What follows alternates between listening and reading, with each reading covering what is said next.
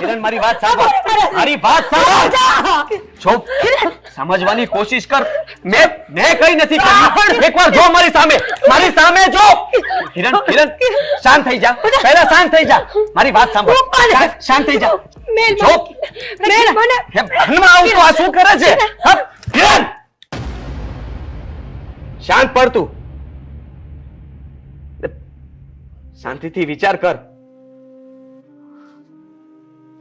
છો કોની વાત કરી રહી હતી? કહીશ મને? કોણ હતું એ વ્યક્તિ? હું હતો એ વ્યક્તિ?